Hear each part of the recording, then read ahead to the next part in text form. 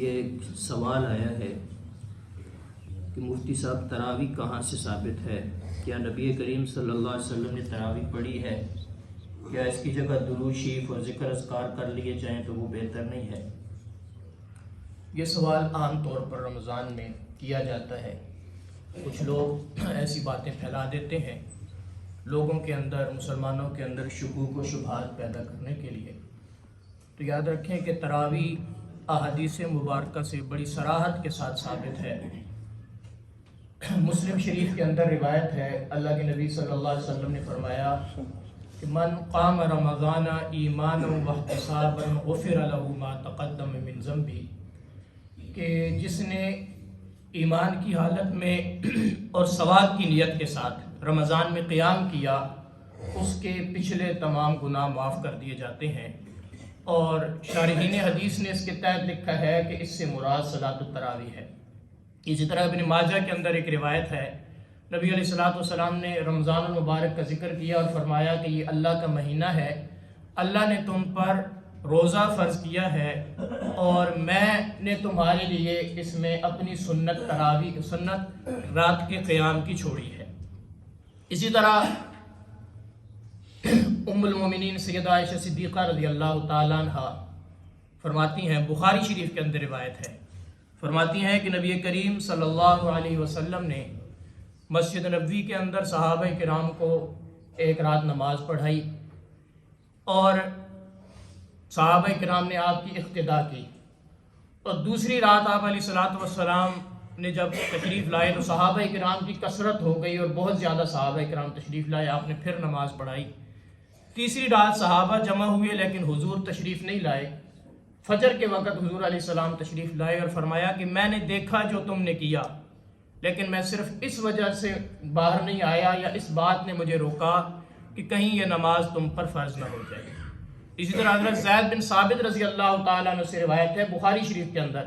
کہ نبی کریم صلی اللہ علیہ وسلم نے مسجد نبوی کے اندر ایک چھپر بنوایا چٹائی کا الگ سے، اور وہاں پر آپ علیہ الصلوۃ والسلام رمضان میں عشاء کے بعد قیام فرمایا کرتے تھے۔ مصنف ابن شیبہ، معجم طبرانی اور بہقی شریف کے اندر روایت ہے کہ نبی کریم صلی اللہ علیہ وسلم، حضرت ابن عباس رضی اللہ تعالیٰ عنہ فرماتے ہیں کہ نبی کریم صلی اللہ علیہ وسلم رمضان المبارک میں وتر کے ساتھ 23 رکعت پڑھا کرتے تھے، یعنی کہ 20 رکعت تراویح اور 3 رکعت وتر۔ اسی طرح چونکہ حضور علیہ الصلوۃ والسلام کے زمانے سے تراویح پڑھنا، پڑھانا، باجماعت پڑھانا یہ ثابت ہو گیا، لیکن اللہ کے نبی صلی اللہ علیہ وسلم نے جماعت کی مداومت صرف اس وجہ سے نہیں کرائی کہ فرض ہونے کا اندیشہ تھا، کیونکہ آپ علیہ السلام کے زمانے میں احکام نازل ہوتے تھے۔ صحابہ کرام کا دور آیا تو یہ اندیشہ نہ رہا، چونکہ اب احکام مکمل ہو چکے، دین کامل ہو چکا، اب کسی نئے حکم نے تو آنا نہیں تھا۔ تو چنانچہ حضرت عمر رضی اللہ تعالیٰ عنہ کے زمانے میں حضرت عبد الرحمن بن عبد القاری رحمۃ اللہ تعالیٰ علیہ مشہور تابعی ہیں، موطئ امام مالک کے اندر روایت ہے، وہ فرماتے ہیں کہ میں حضرت عمر کے ساتھ تھا، مسجد نبوی میں گیا تو دیکھا کہ صحابہ کرام چھوٹی چھوٹی مختلف جماعتوں میں نماز تراویح پڑھ رہے ہیں۔ یہ بات نہیں کہ صحابہ تراویح کی جماعت نہیں کراتے تھے، یہ نہیں کہ صحابہ تراویح، صرف یہ کہ الگ الگ جماعتیں تھیں۔ حضرت عمر رضی اللہ تعالیٰ نے کہا کہ کیا یہ اچھا ہو کہ یہ سارے ایک امام کے پیچھے جمع ہو کے ایک ہی جماعت ہو؟ تو حضرت ابی بن کعب رضی اللہ تعالیٰ عنہ کو امام بنا کر حضرت عمر رضی اللہ تعالیٰ عنہ نے ان کے پیچھے کھڑا کر دیا، اور سارے کے سارے صحابہ ان کی اقتداء میں صلاۃ التراویح پڑھا کرتے تھے۔ اور موطئ امام مالک کے اندر ہی یزید بن ہارون رحمۃ اللہ علیہ سے روایت ہے کہ حضرت عمر کے دور میں جو نماز تراویح حضرت ابی بن کعب پڑھایا کرتے تھے وہ 20 رکعت تھی۔ تو یہاں پر مقصد چونکہ 20 رکعت ابھی ثابت کرنا نہیں ہے، یہ بھی ایک عنوان ہے، بعض لوگ 20 رکعت کا انکار کرتے ہیں، جمعے میں انشاءاللہ اس پہ تفصیلاً بات کریں گے۔ یہاں پہ یہ ہے کہ تراویح کا ثبوت حضور سے بھی ہے، خلفائے راشدین سے بھی ہے۔ اب جو لوگ اعتراض کرتے ہیں ان سے یہ سوال ہے کہ حضرت علی رضی اللہ تعالیٰ عنہ جو چوتھے خلیفہ ہیں، اور اعتراض کرنے والے یا تراویح کا انکار کرنے والے چونکہ حضرت علی سے محبت کا دم بھرتے ہیں یا حضرت علی کا نام زیادہ لیتے ہیں، تو ان سے سوال یہ ہے کہ کیا حضرت علی رضی اللہ تعالیٰ نے تراویح پڑھی یا اس کا انکار کیا؟ آج اگر جو لوگ انکار کرتے ہیں تو ان سے سوال یہ کہ حضرت علی نے تو کبھی انکار نہیں کیا، اگر ایسا ہوتا تو حضرت علی اپنے دور خلافت میں رکوا دیتے اگر معاذ اللہ یہ کوئی بدعت ہوتی یا کوئی بری چیز ہوتی، لیکن حضرت علی نے نہ صرف اس کو جاری رکھا بلکہ بہقی شریف کے اندر، مصنف ابن شیبہ کے اندر، مصنف عبد الرزاق کے اندر، اور اسی طرح علامہ ابن عبد البر کی کتاب ہے التمہید، ان کے اندر روایات موجود ہیں کہ حضرت علی رضی اللہ تعالیٰ عنہ اپنے دور خلافت میں 20 رکعت تراویح کا اہتمام بھی فرماتے، پڑھنے کا حکم بھی فرماتے، اور خود پڑھانا بھی حضرت علی کا ثابت ہے۔ اور جو منکرین ہیں ان کی کتاب مشہور نہج البلاغہ کی شرح ابن عبد الحدید کی، اس کے اندر حضرت علی کا فرمان موجود ہے کہ حضرت علی مسجد میں تشریف لائے، دیکھا صحابہ کرام تراویح پڑھ رہے ہیں، فرمایا اللہ رب العزت حضرت عمر کی قبر پر کروڑہا رحمتیں نازل کرے اور ان کی قبر کو منور کرے جنہوں نے ہماری مسجدوں کو منور کر دیا۔ تو حضرت علی سے بھی تراویح نہ صرف ثابت ہے بلکہ اس کی تحسین بھی فرمائی اپنے دور میں۔ حضرت حسن خلیفہ بنے، انہوں نے بھی تراویح کو جاری رکھا، بند نہیں کروایا۔ اور اعتراض کرنے والے یا انکار کرنے والے بڑی ڈھٹائی کے ساتھ کرتے ہیں، تو ایک سوال چونکہ سوال کرنے والے کرتے ہیں تو ہم بھی کر سکتے ہیں۔ تو ہمارا سوال یہ ہے کہ حضرت علی سے لے کر حضرت حسن عسکری تک 11 ائمہ اہل بیت، ان میں سے کسی ایک سے،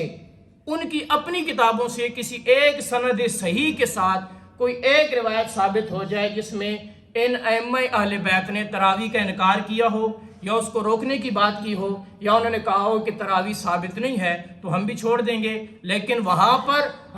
تہذیب الاحکام کے اندر، الاستبصار کے اندر جو ہے تراویح پڑھنا امام جعفر صادق سے بھی ثابت ہے، امام موسیٰ کاظم سے بھی ثابت ہے، امام زین العابدین سے بھی ثابت ہے، تو تمام ائمہ اہل بیت نے تراویح پڑھی ہے۔ تو اس لیے یہ اعتراضات کرنے والے، اصل مسئلہ یہ ہے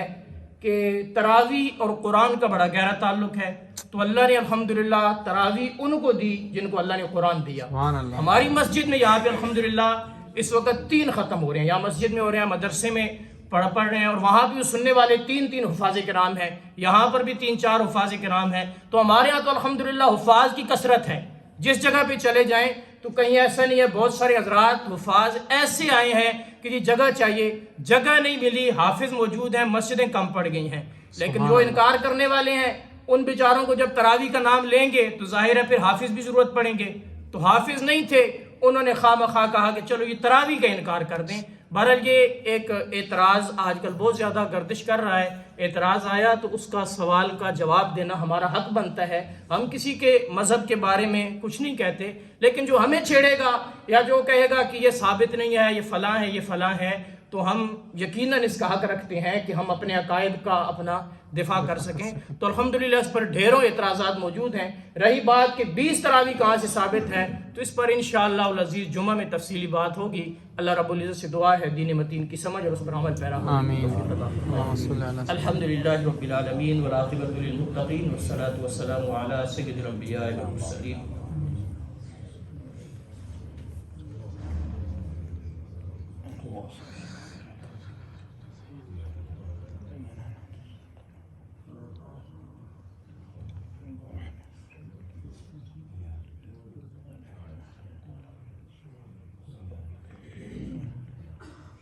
صلی اللہ تعالی علی خیر خلقہ محمد و آلہ و اصحابہ اجمعین برحمتک یا